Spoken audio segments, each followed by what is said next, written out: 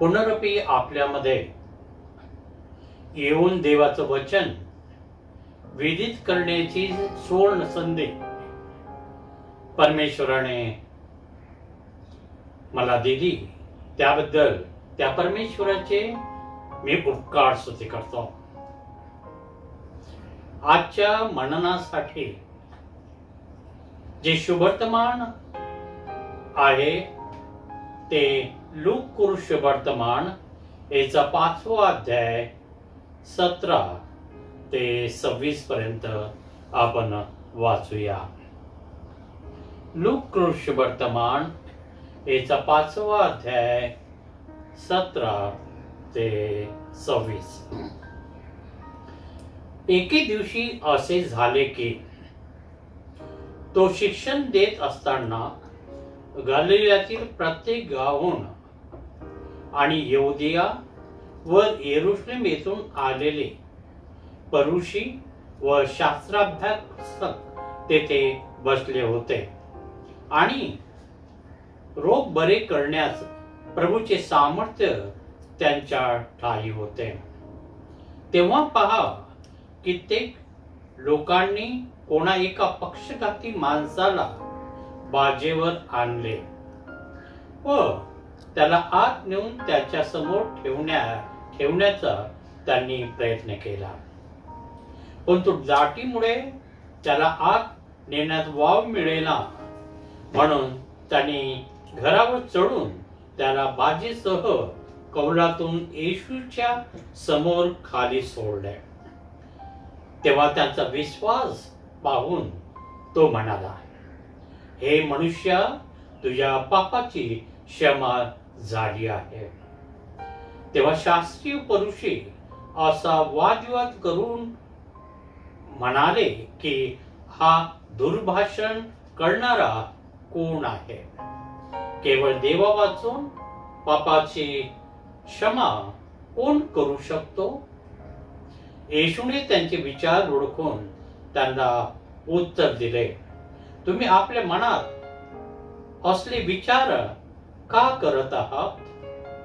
तुझ्या पापाची क्षमा झाली आहे किंवा उठ, चाल, यातून कोणते म्हणणे सोपे?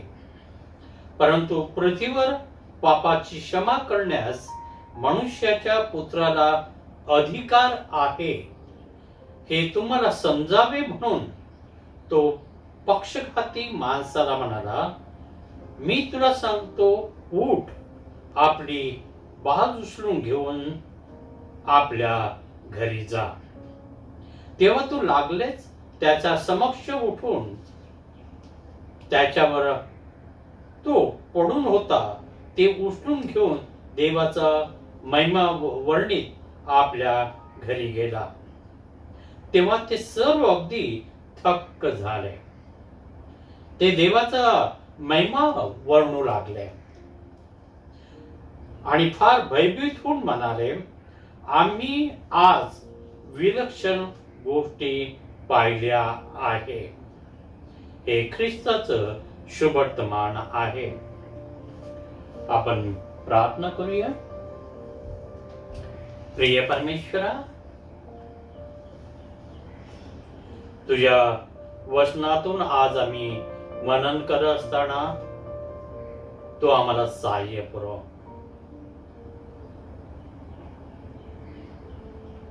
तुझं वचन आम्हाला समजू दे. तुझ्या वचनाचं पालन करण्यासाठी आम्हाला शक्ती सामर्थ्य दे. तुझं वचन सांगण्यासाठी तू मला सहाय्य पुरव. पवित्र आत्म्याच्या द्वारे तू मला परिपूर्ण कर, यासाठी की मी नव्हे तर तुझा पवित्र आत्मा ऐकणाऱ्या प्रत्येक व्यक्ती बरोबर बोलावं असं तू होऊ दे. त्यांना तू आशीर्वादित कर, प्रभू येशूच्या द्वारे. आमीन. मित्र हो, लहानपणापासून आम्ही पक्षघाती मनुष्याची स्टोरी किंवा चमत्काराबद्दल ऐकत आलेलो आहोत. संडे स्कूल टीचर ज्यावेळेस आम्हाला या पक्षघाती मनुष्याबरोबरच्या संदर्भामध्ये विदित करत होती, त्यावेळेस आम्हाला किती बरं वाटत होतं. एकाग्र होऊन आम्ही हा चमत्कार जो प्रभू येशू ख्रिस्ताने केला त्याबद्दल आम्ही एकाग्र होऊन ऐकत होतो. आज आम्ही प्रौढ झालो आहोत आणि त्यामुळे आम्ही आज थोडस या चमत्काराच्या मध्ये डीप मध्ये जाऊन त्याचा आम्ही अभ्यास करणार आहोत. प्रभू येशू ख्रिस्ताने 37 एकंदर चमत्कार केलेले आहे. त्याची नोंद शुभवर्तमानामध्ये करण्यात आलेली आहे. पण त्यापेक्षाही अधिक त्यांनी चमत्कार केले, पण त्याची नोंद शुभवर्तमानामध्ये देण्यात आलेली नाही. भूतग्रस्त व्यक्तीला त्याने बरं केले, जमादाराच्या मुलाला त्याने बरे केले, लाजरसाला मेल्यातून जिवंत केले. एक ना दोन कितीतरी चमत्कारची नोंद शुभवर्तमानामध्ये देण्यात आलेली आहे. हा जो पक्षघाती मनुष्य आहे,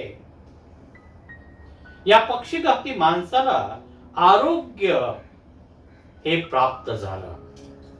ते आरोग्य कसं प्राप्त झालं यावर आम्ही विचार करणार आहोत. इतकंच नव्हे तर या चमत्कारामध्ये काही व्यक्तिमत्व लोकांनी लिखाण केलेले आहे. इतकंच नव्हे तर मार्कुस शुभवर्तमान 2 अध्याय 1 ते 12, मत्ते 9 1 ते 8 या मध्ये सुद्धा या पक्षघाती माणसाच्या जो चमत्कार करण्यात आला होता त्या चमत्काराबद्दल लिहिण्यात आलेलं आहे. काही महत्वपूर्ण व्यक्तिमत्व या चमत्कारामध्ये देण्यात आलेले आहे. त्या व्यक्तिमत्वाकडे आज मी आपलं लक्ष वेधू इच्छितो. त्यांचा आम्हाला अभ्यास करायचा आहे. हे जे व्यक्तिमत्व आहे हे सर्वसामान्य व्यक्तिमत्व नाही. हे व्यक्तिमत्वातून लोकाला आम्हाला काहीतरी आगळा वेगळा संदेश द्यायचा आहे. तो संदेश कोणता यावर आज आम्ही मनन करणार आहोत. पहिलं व्यक्तिमत्व आम्हाला दिसून येते चौबेज. हा जो पक्षघाती मनुष्य होता हा घराच्या बाहेर होता. ज्या घरामध्ये प्रभू येशू ख्रिस्त हा आपल्या शिष्यांसह आणि लोक समुदायासह होता, त्या घरामध्ये एवढी दाटी होती की त्याला आतमध्ये कोणी सोडायला तयार नव्हतं आणि स्वतःच्या शक्तीने तो आतमध्ये जाऊ सुद्धा शकत नव्हता. म्हणजेच त्याची शक्ती ही कुचकामी त्या ठिकाणी ठरले. त्याला बरे होण्याची इच्छा आहे, येशू ख्रिस्ता जवळ जाण्याची इच्छा आहे, परंतु तो दुर्बळ ठरला. तो शक्तिहीन होता. त्याची शक्तिहीनता बघून 4 लोकांना त्याच्याबद्दल सहानुभूती कळवळा उत्पन्न झाला आणि ते त्याच्या जवळ गेले आणि त्या 4 व्यक्तीला या पक्षघाती माणसाने विनंती केली असेल की मला प्रभूच्या जवळ जायला पाहिजे आहे, ते मला मदत करा, तो मदतीची अपेक्षा या 4 व्यक्तीकडून करतो. त्याला मदत पाहिजे होते, त्याला सहाय्य पाहिजे होतं, आणि या 4 व्यक्तींना त्याच्या बद्दल प्रेम, सहानुभूती ही उत्पन्न झाली. त्यांनी बरं व्हावं ही इच्छा त्यांच्या अंतःकरणामध्ये उत्पन्न झाली, आणि त्यामुळे त्या 4 व्यक्तीने त्याला मदत करण्यासाठी ते पुढे आले आणि त्याला प्रभूकडे घेऊन जाण्याचा त्यांनी निश्चय केला. ते विचार करू लागले की एवढ्या गर्दीतून आम्ही याला कसं घेऊन जावं. इच्छा असते त्या ठिकाणी मार्ग असतात मित्र. त्या 4 व्यक्तींना इच्छा होती की त्या पक्षघाती माणसाला आम्ही येशूपर्यंत घेऊन जावं, त्याला आरोग्य प्राप्त व्हावं. त्या पक्षघाती माणसाला सुद्धा इच्छा होती की प्रभू पर्यंत मी जावं. ज्या ठिकाणी इच्छा असतात त्या ठिकाणी मार्ग असतात. परमेश्वराने प्रत्येक व्यक्तीला सस्वे बुद्धी दिलेली आहे. ते विचार ज्यावेळेस करू लागले त्यावेळेस त्यांना याची जाणीव झाली की जे छप्पर आहे या छपरावर आम्ही चढू शकतो, आणि ती छप्पर ओपन करून आम्ही या पक्षघाती माणसाची जी खाट आहे त्याच्या सह आम्ही त्याला आतमध्ये सोडू शकतो.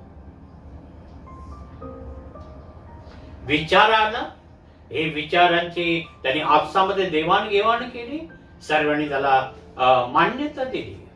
या पक्षघाती माणसाला त्या घराच्या छपरावर नेण्यात आलं. छप्पर हे ओपन करण्यात आलं, उघडण्यात आलं, आणि त्या पक्षघाती माणसाला येशू ख्रिस्ताच्या समोर या 4 व्यक्तीने सादर केलं.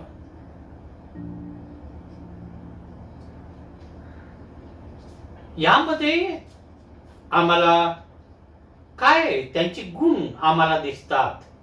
पहिली बाब मी आपल्याला सांगितलेली आहे की रोग्यांबद्दल त्यांच्यामध्ये प्रेम उत्पन्न झालं, सहानुभूती उत्पन्न झाली, आणि त्यांनी बरं व्हावं ही त्यांना इच्छा उत्पन्न झाली.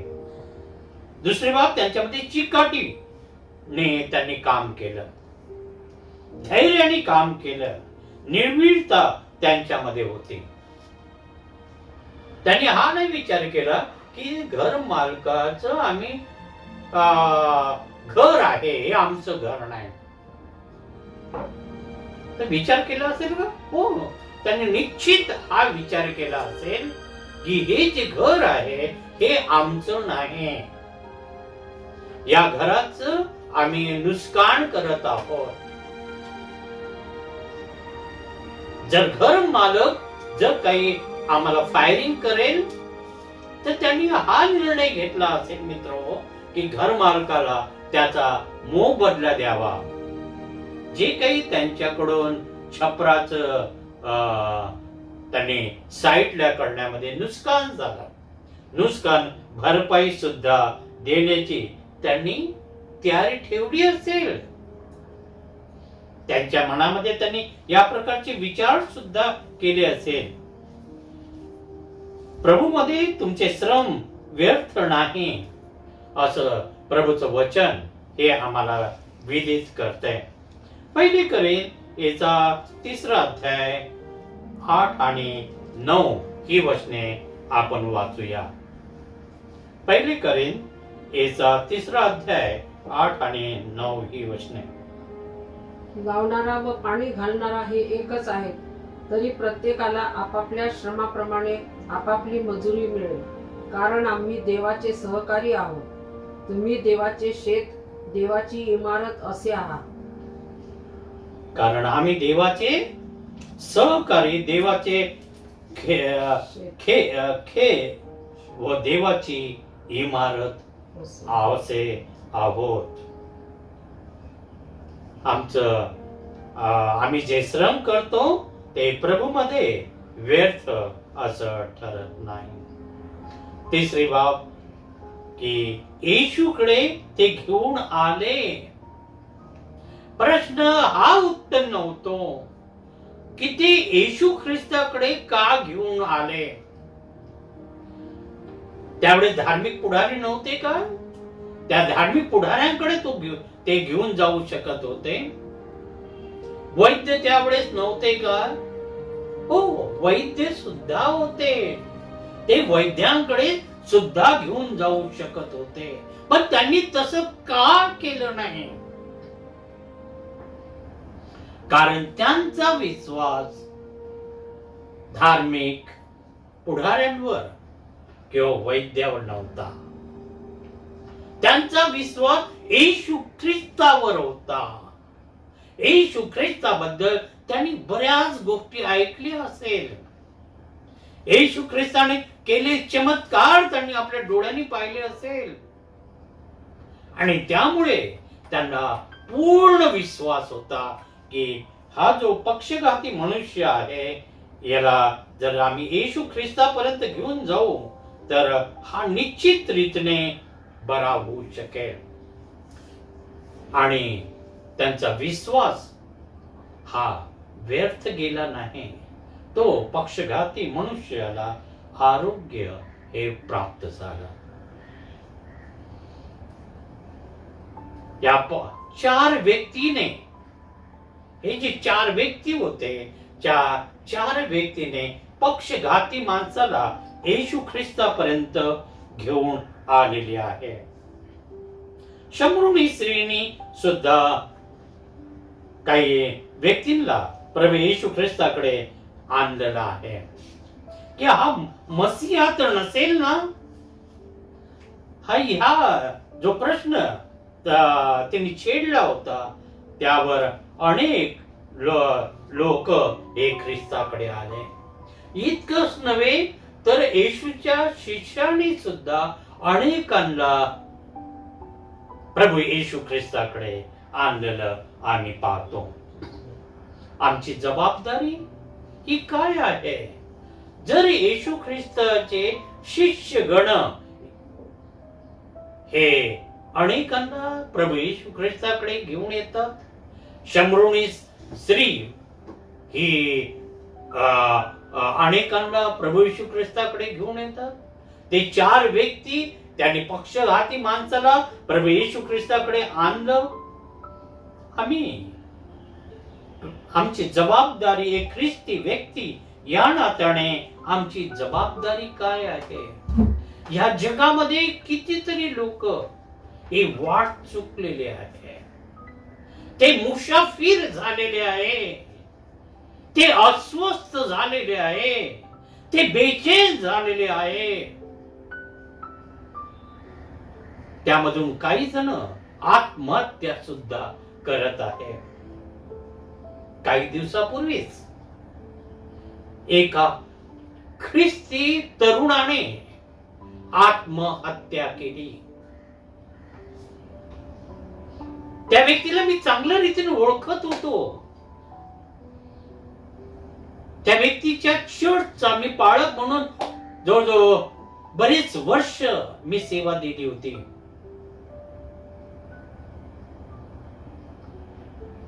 त्याला शिक्षणासाठी शिफारस सुद्धा मी केली होती की त्याच्या जीवनामध्ये त्याने काहीतरी बनावं आणि समाजासाठी त्याचा उपयोग व्हावा. त्याने शिक्षण केलं, रेल्वेमध्ये लागला, लग्न झालं, मुलं बाळ झाले, आणि अचानक त्याने आत्महत्या केली. ही बाब ऐकून हृदय एक छिन्न भिन्न झालं. मित्रो, या जगामध्ये अनेक लोक अस्वस्थ आहे, बेचैन आहे. आत्महत्या करणं म्हणजे देवाच्या योजनेच्या विरुद्ध आम्ही जाणं. हे आजकाल अनेकांना समजत नाही आणि आपलं जीवन ते नष्ट करतात। अशा लोकांना काउन्सिलिंग करणं हे आम्हा प्रत्येक व्यक्तीचं कर्तव्य आहे, ती जबाबदारी आहे। आमची जबाबदारी आम्ही पूर्ण करतो का?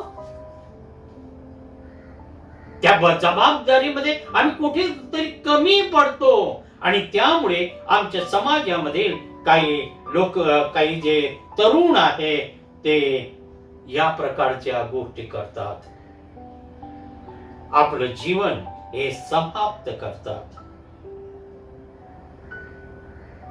हे जे 4 व्यक्ती आहे, त्या 4 व्यक्ती मध्ये अजून एक वैशिष्ट्य हे आहे, त्यात त्यांनी येशू ख्रिस्ताकडे आणलं।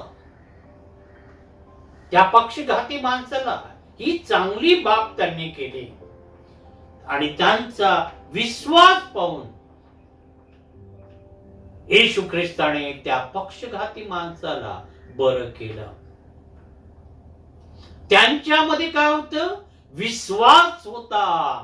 प्रभू येशू ख्रिस्तावर त्यांचा अलोट विश्वास होता आणि त्या विश्वासाने पक्षघाती माणसाला ते प्रभू येशू ख्रिस्ताकडे घेऊन आले। आमचा विश्वास प्रभू येशू ख्रिस्तावर या प्रकारचा आहे का? पूर्ण रीतीने आम्ही प्रभूवर विश्वास ठेवतो का? विश्वासापासून त्याला संतोषिवणे अशक्य आहे मित्र हो। प्रभूला जर संतोषाचा आहे तर विश्वासा वाचून आम्ही त्याला संतोषू शकत नाही। इब्री 11:6 मध्ये ही बाब विदित करण्यात आली आहे। विश्वासाने सिंहाचे तोंड बंद झाले, अग्नीची शक्ती नष्ट झाली। विश्वासाने हाबिलाचे अर्पण मान्य झाले, हनोक वर घेतला गेला, नोहाने तारू बांधले व ते सुरक्षित राहिले। सारेला पुत्र झाला, मोशे इस्रायलसह समुद्रातून पार गेला। येरो शहराला 7 फेऱ्या मारल्यावर त्यांचा कोट हा जमीन दोस्त केला झाला। अब्रामाने विश्वासाने आपल्या मुलाला परमेश्वराला समर्पित करण्यासाठी तो तयार झाला आणि समर्पित करण्याचा त्याने प्रयत्न केला। 1 न 2 अशी कितीतरी विश्वासाच्या संदर्भामध्ये उदाहरणे आम्हाला पवित्र शास्त्रामध्ये पाहायला मिळतात। जा मुला, तुझ्या विश्वासाने तुला बरे केले आहे असं म्हणत त्याचा विश्वास पाहून त्याला म्हणाले, पक्षघाती माणसाला बरे केले। आपल्या विश्वासाने इतरांचे तारण होऊ शकते। जर आमच्यामध्ये जर विश्वास आहे तर दुसऱ्याचं त्या विश्वासामुळे तारण होऊ शकते। जमादाराचा विश्वास पाहून त्याचा मुलगा हा बरा झाला। तो जमादार प्रभू येशू ख्रिस्ताकडे येतो, त्याला विनंती करतो की माझ्या घरी तुम्ही या, माझ्या मुलाला आरोग्य द्या। पण प्रभू येशू ख्रिस्त हा त्याच्या घरी गेला नाही, त्याला सांगितलं तुझ्या विश्वासाने तुझा मुलगा हा बरा झालेला आहे। त्यांचा विश्वास मजबूत होता आणि त्यामुळे ते प्रभू येशू ख्रिस्ताकडे त्याला घेऊन येऊ शकले आणि तो विश्वास पाहून तो पक्षघाती मनुष्यला आरोग्य प्राप्त झालं। 5वी बाब, संघटनेत एकत्र होऊन त्यांनी कार्य केले। प्रेषितांची कृत्ये याचा 2रा अध्याय आणि 44 मध्ये सांगण्यात आलेला आहे। सर्व विश्वास ठेवणारे एकत्र होते। ज्यावेळी प्रभू येशू ख्रिस्ताचं स्वर्गारोहण झालं, पहिली जी ख्रिस्ती मंडळी होती ती सर्व विश्वासणारे एकत्र होते असं पवित्र शास्त्रामध्ये परिषदांचे कृत्य 2 अध्याय आणि 44 वचनामध्ये विधित केलेलं आहे. एकत्र होते, त्यांच्यामध्ये प्रेम होत, त्यांच्यामध्ये ऐक्यता होती. ख्रिस्ताने दोघा शिष्यांना सुवार्ता गाजवण्यासाठी पाठवले. येरू शहराचा कोट हा पडला गेला. आध्यात्मिक जबाबदारी आम्ही ओळखतो. इतरांना प्रभूकडे ज्यावेळेस आम्ही घेऊन येतो त्याच वेळेस दैवी कार्य होते. त्यासाठी आम्हाला एकत्रित व्हावं लागेल, आम्हाला संघटित व्हावं लागेल आणि एकत्र होऊन आम्ही प्रभूचं कार्य हे करायला पाहिजे आहे. हे जे 4 जण आहे त्यांच्यामध्ये आम्ही ह्या गोष्टी पाहिल्या. हे 4 जण संघटित झाले, एकत्र आले आणि एका विचाराने एका ध्येयाने ते पुढे गेले आणि त्यामुळे ते त्यांच्या मिशन मध्ये विजयी झाले. एकटं राहून मित्र चालत नाही, कोणाला तरी आम्हाला सोबत घेऊन जावं लागते, तर जीवन हे सुखमय होते. हे जे 4 व्यक्ती आहे त्यांचे व्यक्तिमत्व चा आम्ही अभ्यास केला. त्यांच्यामध्ये ज्या 5 गोष्टी ज्या चांगल्या प्रकारच्या होत्या त्या आम्ही बघितल्या. आता आम्ही दुसऱ्या व्यक्तिमत्वाकडे जाऊया. घराचा मालक. ज्या घरामध्ये प्रभू येशू ख्रिस्त हा त्या ठिकाणी होता, त्या घरामध्ये जो मालक होता, घराचा मालक, त्याने प्रभू येशू ख्रिस्ताला आमंत्रित केलं असणार की प्रभू माझ्या घरी या.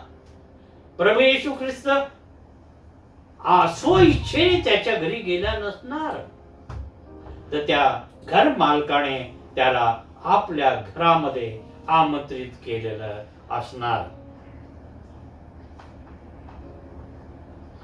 जर घरात ख्रिस्त नाही तर काय परिणाम होतो?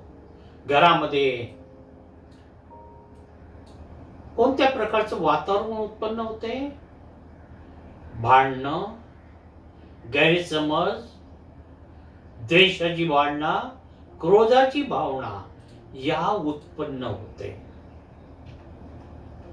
आणि ती जी फॅमिली आहे, ते जे कुटुंब आहे, ते अस्वस्थ आणि बेचैन होते. शांती त्या परिवारामध्ये नसते. पण प्रभू येशू ख्रिस्ताचं जर वास्तव्य त्या घरामध्ये असेल तर प्रभूची शांती त्या घरामध्ये असते. त्या घरामध्ये प्रत्येक व्यक्ती आनंदी आणि सुखी असतो, कारण त्याला प्रभूची शांती ही प्राप्त झालेली असते. त्या माणसाने आपल्या घरामध्ये प्रभू येशू ख्रिस्ताला आमंत्रित केले. त्याच्या घरामध्ये प्रभू येशू ख्रिस्त गेला आणि त्या ठिकाणी परमेश्वराचं गौरव झाला.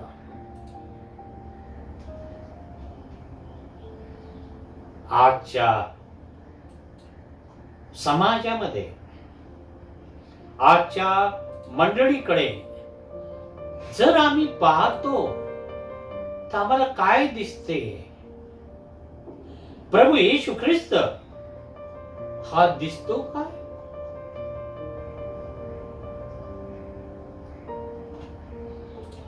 प्रभू येशू ख्रिस्ताला आम्ही आमच्या मंडळीमध्ये आमंत्रित केलेलं आहे का? की प्रभू आमच्या मंडळीमध्ये तू ये, आमच्या घरामध्ये तू ये, या प्रकारचं आम्ही प्रभूला आमंत्रण दिलेलं आहे का? त्याची गरज आम्हाला आहे का? स्वतःचे घर देवाच्या वचनाच्या सेवेकरता आम्ही दिलेले आहे का? अनेक वेळेस आम्ही स्वतःच घर बांधतो आणि बांधल्यानंतर ते घर समर्पित करण्यासाठी पालकांना बोलवतो. पालक येतो, ते घर समर्पित करतो. ते ख्रिस्ताला समर्पित करण्यात येते.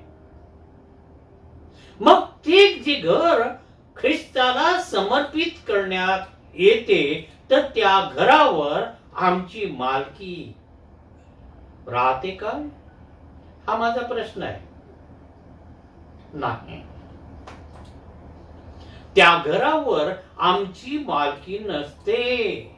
ते घर आम्ही प्रभू येशूला समर्पित केलेलं असते, त्याच्या कार्यासाठी, त्याच्या गौरवासाठी. आणि आम्ही ख्रिस्ताचे एक विश्वस्त म्हणून त्या घरामध्ये आम्ही वास्तव्य करत असतो. या रीतीचा अनेक लोक विचार करत नाही. प्रभूचं ते घर बनते. प्रभू येशू ख्रिस्त हा त्या घराचा स्वामी बनतो आणि त्या घरातून देवाचं गौरव होते. आमच्या घरातून हे देवाचं गौरव होत आहे का? आमचं घर हे सेवा केंद्र हे झालेलं आहे का? आमच्या घरामध्ये प्रार्थना मीटिंग होतात का? कौटुंबिक प्रेयर मीटिंग होतात का? बायबल स्टडी होतो काय? बायबलचं वाचन होते काय?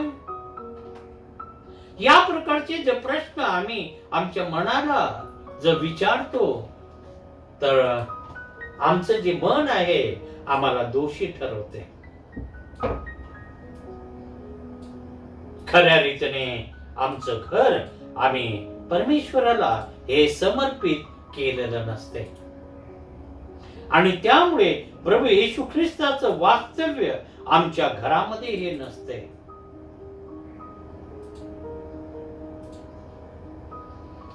काळाची गरज आहे.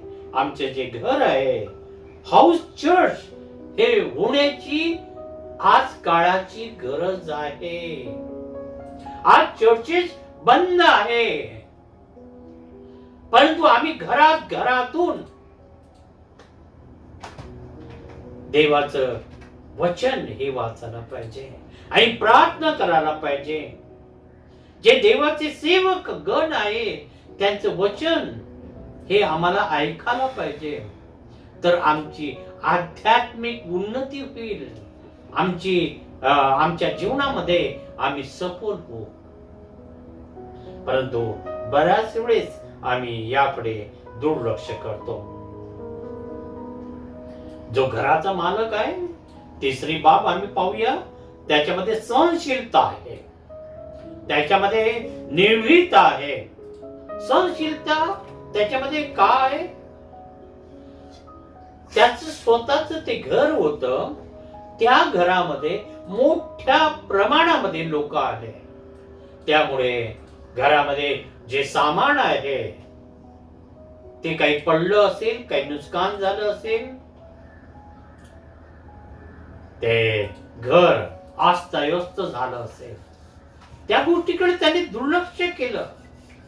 या व्यर्थ गोष्टी आहे असं त्याच्या मनामध्ये विचार आलाच ना. तो सहनशीलता धारण करतो. कोणाला तो दटावत नाही, कोणावर तो ओरडत नाही, तर शांत राहून देवाचं वचन तो ऐकतो. दुसरी बाब, निर्भीडता त्याच्यामध्ये होते. शास्त्रीय आणि परुषी व्यक्तींना तो घाबरला नाही की येशू ख्रिस्ताला मी आमंत्रण दिलं, हे शास्त्री आणि परुषाला आवडणार नाही आणि त्यांच्या लिस्ट मध्ये माझं नाव जाणार आणि ते काहीतरी माझ्यावर ऍक्शन घेईल, याचा त्यांनी काही विचार केला नाही. तो निर्भीडतेने प्रभूला आपल्या घरामध्ये आमंत्रित करतो आणि त्याचं जे संदेश आहे तो ऐकतो मन लावून. आणि अनेक वेळेस इतरांकडे बघतो आणि इतरांकडे बघून आम्ही काही निर्णय घेतो. आम्हाला अनेक वेळेस समाजाची भीती वाटते. समाजाची भीती वाटते. समाज काय म्हणेल? प्रभू येशू ख्रिस्ताचं तत्वज्ञान चांगलं आहे, आम्ही मान्य करतो, पण माझा परिवार काय म्हणेल? माझा समाज काय म्हणेल? एक वेळेस युट्यूबवर मी गेलो आणि पाहत होतो आणि त्यावेळेस मला हे दिसून आलं की काही विधर्मी व्यक्ती सुद्धा देवाचं वचन हे ऐकत आहे.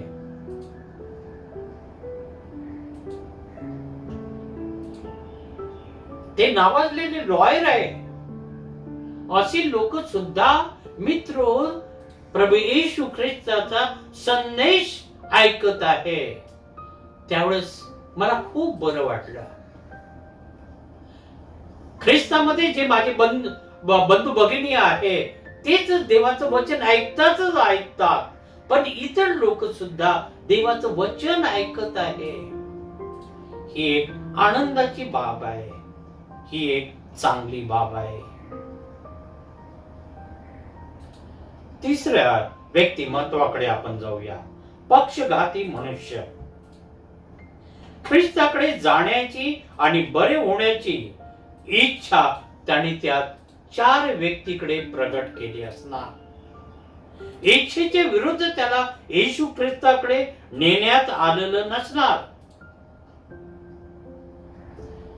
आणि त्याला स्वतःची पापाची जाणीव उत्पन्न झाली असेल. मी पापी आहे आणि त्यामुळे मी पक्षघाती झालेलो आहे. हा जो आजार आलेला आहे हे पापाच मुळे आलेला आहे. त्याचं मन त्याला खात असणार की या पापाचा परिणाम हा आहे. आम्ही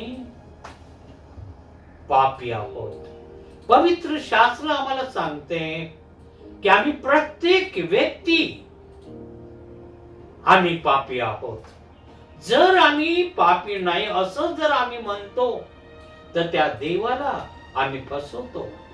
त्या देवाला आम्ही ठकवतो आणि आम्हाला तो अधिकार नाही मित्र.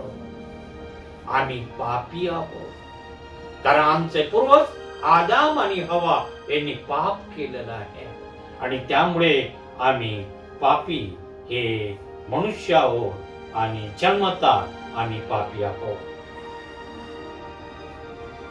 आणि या पक्षघाती माणसाने प्रभू येशू ख्रिस्ताच्या आज्ञेचं त्यांनी पालन केलं.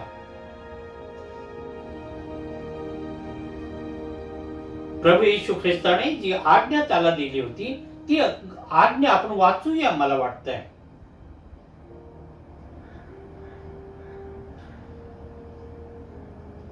मी तुला सांगतो, उठ, आपली बाज उचलून घेऊन आपल्या घरी जा. आपली उठ आणि आपली बाज उचलून आपल्या घरी जा. ही प्रभू येशू ख्रिस्ताने त्याला दिलेली आज्ञा आहे. त्याला उठण्यासाठी सांगितलेलं आहे. त्याच्या जीवनाची जी सुरुवात झाली ती उठण्याने झालेली आहे. नवीन जीवनाची सुरुवात जर आम्हाला हवी आहे तर आम्हाला उठावं लागेल. त्याशिवाय आमच्या जीवनामध्ये नवीन जीवन आम्हाला पाहता येणार नाही. आणि म्हणून प्रभू येशू ख्रिस्त त्याला म्हणतो, उठ, आपली बाज उचलून चालू लाग. बाज उचलणे ही क्रिया आहे मित्र हो. ही क्रिया का अत्यावश्यक आहे? काय क्रिया अनेक वेळेस मनुष्याचा जो विश्वास असतो तो विश्वास परमेश्वर पाहू इच्छितो.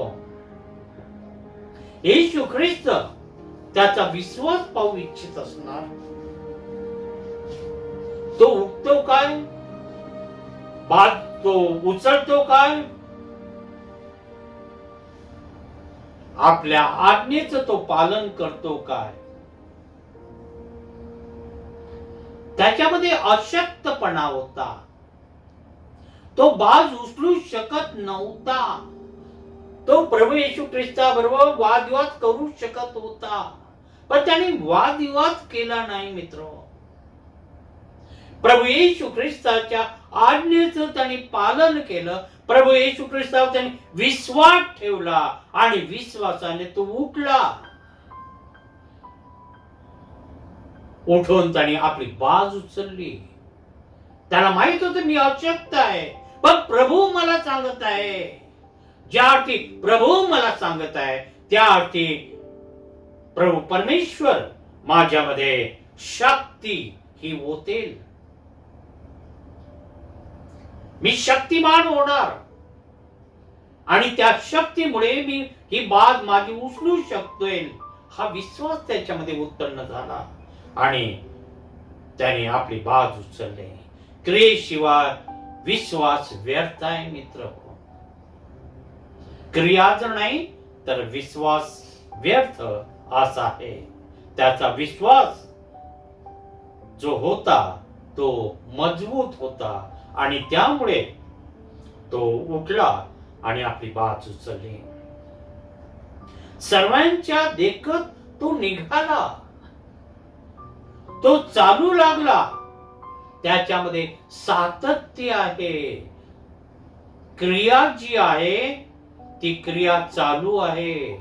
तो चालत आहे आणि चालत चालत तो देवाचा गौरव करतो. आमच्या जीवनातील बदल देवाच्या गौरवासाठी व्हावा असं आम्हाला वाटते का?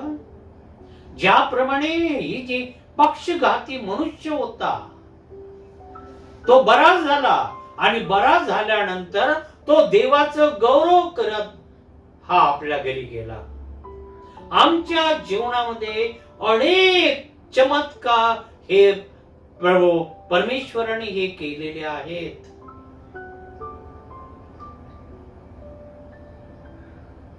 आम्ही त्याबद्दल परमेश्वराचं गौरव करतो का? की परमेश्वरा खरोखर आमच्या जीवनामध्ये तू चमत्कार केलेला आहे.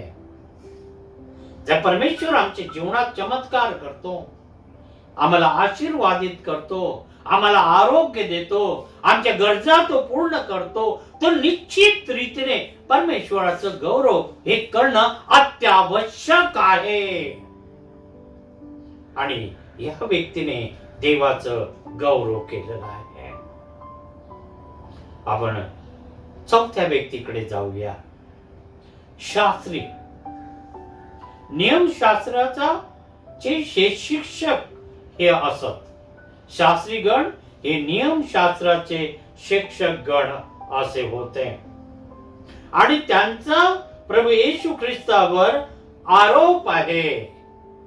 कारण प्रभू येशू ख्रिस्त या पक्षघाती माणसाला काय बोलतो आपण वाचूया.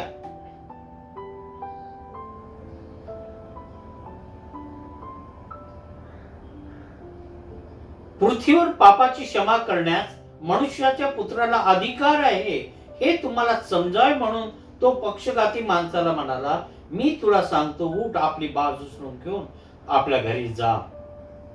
तेव्हा तो लगेच त्यांच्या समक्ष त्यांच्या वर तो पडून होता ते उचलून घेऊन आपल्या देवाचा महिमा वर्णन करीत आपल्या घरी हे गेलेला आहे. 21 वचन. तेव्हा शास्त्री परुषी असा वादविवाद करून म्हणाले की हा दुर्भाषण करणारा कोण? केवळ देवा वाचून पापाची क्षमा कोण करू शकतो?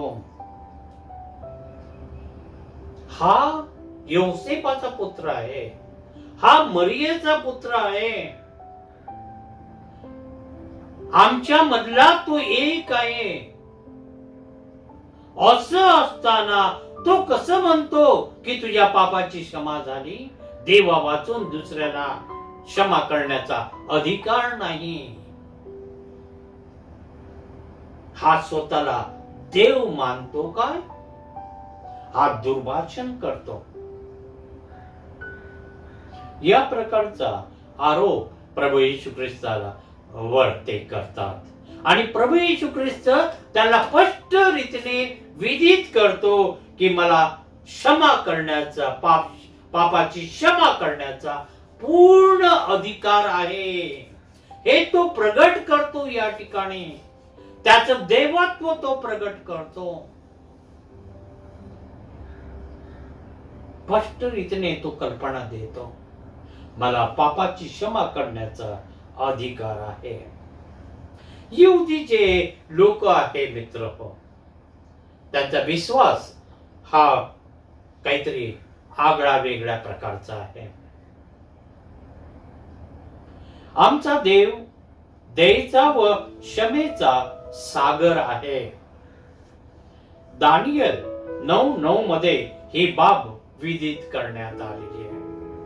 त्यांचं म्हणणं आहे की आमचा जो देव आहे हा दयेचा व क्षमेचा सागर आहे. फक्त देव दयेचा आणि क्षमेचा सागर आहे, तो अग्नी आहे, हे ती विसरतात.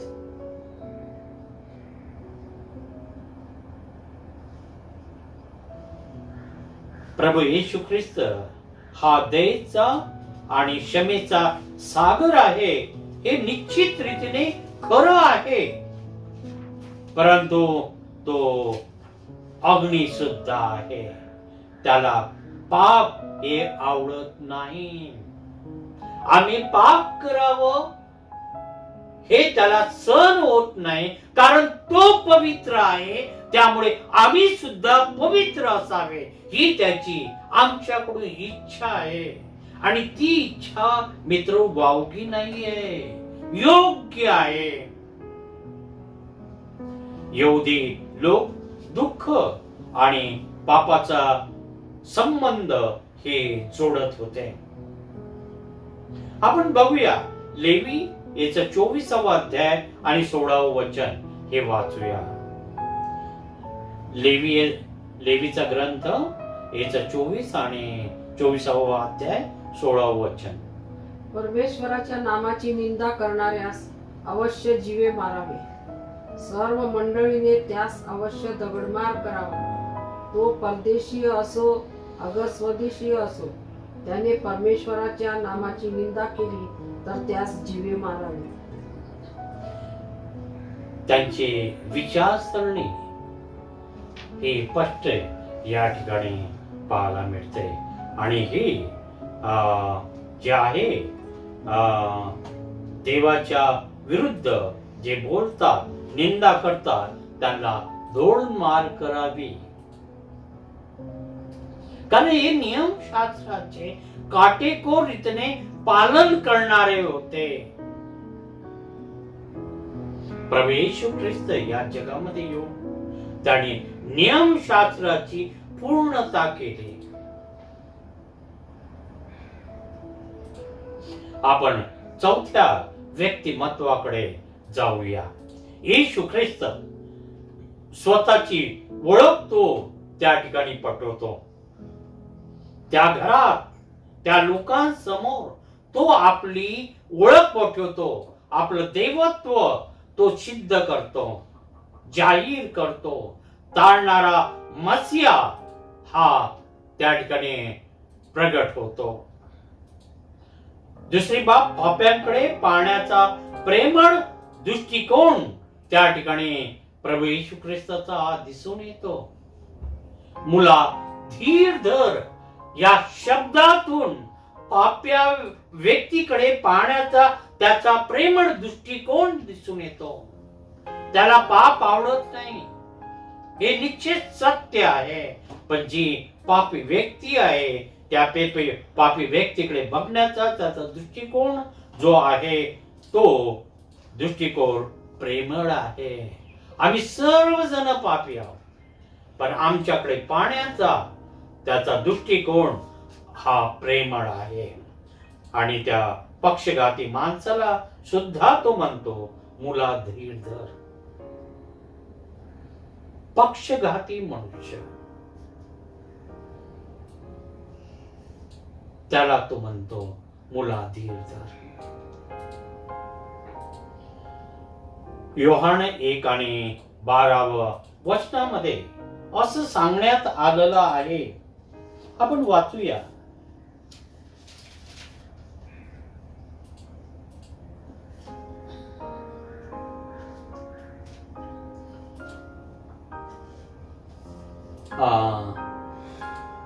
संत योहानाचं शुभवर्तमान याचा 1 अध्याय आणि 12 वचन. पण जितक्यांनी त्याचा स्वीकार केला तितक्यांना, म्हणजे त्याच्या नावावर विश्वास ठेवणाऱ्याला त्यांनी देवाची मुले होण्याचा अधिकार दिला. जितक्यांनी त्याचा स्वीकार केला तितक्यांना त्याची मुले होण्याचा अधिकार परमेश्वराने दिलेला आहे. आपण परमेश्वराची मुले आहात, मुली आहात, कारण परमेश्वराच्या आम्ही स्वीकार केलेला आहे. जी व्यक्ती प्रभू येशू ख्रिस्ताला आपला ताणणारा, आपला म्हणून मान्य करते, त्या व्यक्तीला परमेश्वर आपण मुलाची दर्जा देतो. आम्ही परमेश्वराची मुलं आणि मुली आहोत. पापाची क्षमा करणारा एकमेव अधिकार ख्रिस्ताला मध्ये आहे. ही तिसरी बाब तो विदित करतो. आणि चौथी, देव हा मानवात ऐकोपा करतो, समेट करतो. 5व्या व्यक्तिमत्वाकडे आपण जाऊया. कफरनहूम शहरातील लोक, कफरनहूम शहरातील लोकांकडे आपण पाहूया. ते लोक थक्क हो झाली. प्रभू येशू ख्रिस्ताने जो चमत्कार केला, ज्या गोष्टी त्यांनी विदित केला, म्हणजे संदेश सांगितला, तो संदेश ऐकून आणि चमत्कार पाहून ते थक्क झाले. थक्क होणारे कफरनहूमातील लोक आम्ही पाहत आहोत. दुसरे, देवाचे गौरव करणारे कफरनहूमातील लोक आम्ही पाहत आहोत. त्यांनी देवाचं गौरव केलं मित्र हो, कारण त्यांनी आपल्या प्रत्यक्ष डोळ्यांनी ते गौरव पाहिलेला आहे. आणि त्यामुळे त्यांनी ते गौरव स्वीकारलं, ते मान्य केलं आणि त्यांनी स्वतः सुद्धा देवाचं गौरव हे केलेलं आहे. प्रश्न आज आपण आपल्या अंतःकरणाला विचारूया. जे 5 व्यक्तिमत्वाचा आज आम्ही अभ्यास केला, त्या व्यक्तिमत्वामध्ये जे चांगले गुण होते त्याचा आम्ही त्या गोष्टीवर विचार केला. त्या 5 व्यक्तीमध्ये आम्ही कोठी मोडतो? आमचं कॉन्सेप्ट आपल्याला निश्चित खरं बाब सांगणार हे मला माहित आहे. चौघामध्ये आपण एक आहात का? ज्या पक्षघाती माणसाला या चौघा व्यक्तीने मदत केली त्या विचारसरणीचे आपण आहात का? जे गरजू आहे, जे आजारी आहे, दुःखी आहे, अशा लोकांना मदत करण्याची मनोवृत्तीचे आपण आहात का? योग्य व्यक्तीकडे आपण घेऊन जाणारे आहात का? प्रभू येशू ख्रिस्ताची आपल्याला खऱ्या रीतीने ओळख झालेली आहे का? प्रभू येशू ख्रिस्ताला कडे आपण कोणाला आजवर घेऊन गेलेले आहात का? आपल्या अंतःकरणाला मध्ये परमेश्वराला उत्तर द्या. घराचा जो मालक होता त्या मालकाप्रमाणे आमचं घर हे देवाच्या गौरवासाठी आम्ही समर्पित केलेलं आहे का? किंवा आम्ही आज सुद्धा म्हणतो हे घर माझं आहे, या घरावर माझी मालकी आहे. देवाचं गौरव आमच्या घरातून होत आहे का? आमच्या फॅमिली मेंबर कडून देवाचं गौरव होत आहे का? ख्रिस्त हा प्रगट होत आहे का? तिसरा जो व्यक्तिमत्व आहे, पक्षघाती मनुष्य. त्या पक्षघाती माणसासारखी आपली अवस्था आहे का? आपल्याला प्रभू येशू ख्रिस्ताची गरज आहे का? आपल्याला आरोग्य पाहिजे आहे का? आपल्या समोर काही समस्या आहे का?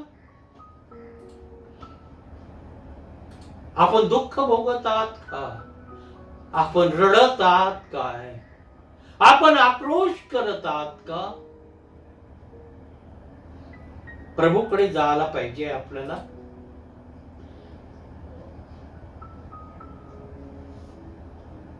प्रभू आपला मार्ग हा निश्चित मोकळा करेल.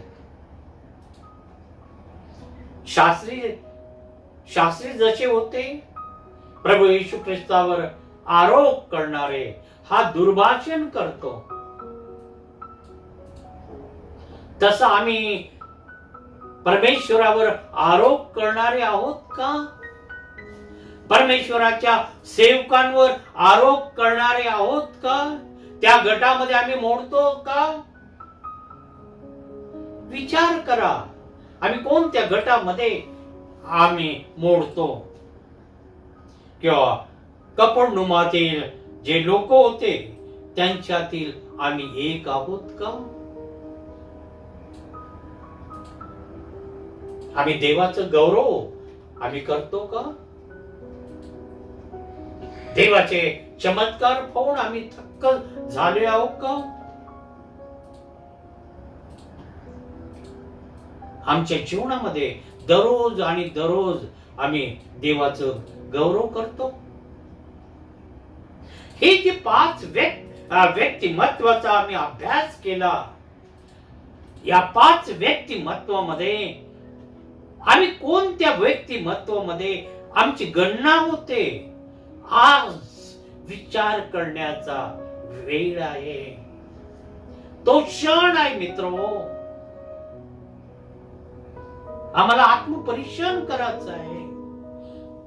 प्रभूला जवळ आम्हाला जायचं आहे. हे जीवन क्षणभंगूर आहे.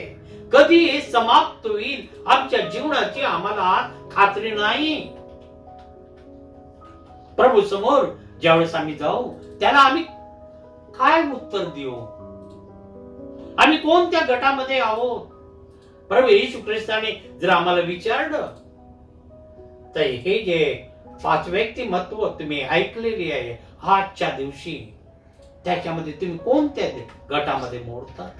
आम्ही काय उत्तर देऊ शकणार प्रभूला? प्रभूला आम्ही शरण जाऊया, पूर्ण निश्चय करूया आणि प्रभूला सांगू की प्रभू आम्हाला तू सहाय्य कर, आम्हाला तू शक्ती दे. आपण प्रार्थना करू आणि प्रार्थना करत असताना आपण परमेश्वराला दान हे समर्पित करूया. आपण सर्वजण उभं राहू. हे प्रिय परमेश्वरा, आणि अंतःकरणापासून तुझे उपकार स्तुती करतो. तुझ्या सुंदरशा वचनाबद्दल आम्ही तुझे आभार मानतो. प्रिय परमेश्वरा, पक्षघाती माणसाला तू आरोग्य दिलं. जे 5 व्यक्तिमत्वाचा आम्ही अभ्यास केला, त्या 5 व्यक्तिमत्वामध्ये आम्ही कोठे आहोत याचा विचार करण्यासाठी आम्हाला तू शक्ती पुरव. पवित्र आत्म्याच्या द्वारे तू आम्हाला मार्गदर्शन कर. आमच्यामध्ये असलेला उणीवता तू नष्ट कर. एक आदर्श ख्रिस्ती व्यक्ती जगण्यासाठी तू आम्हाला सहाय्य पुरव. तुझ्या भक्तगणाने, तुझ्या विश्वासणाऱ्यांनी तुझ्या भांडारामध्ये जे दान तुला समर्पित केलेलं आहे, त्या दानावर तू आशीर्वाद पाठव. तुला अधिक आणि अधिक देण्यासाठी तू आम्हाला शक्ती दे, सामर्थ्य दे.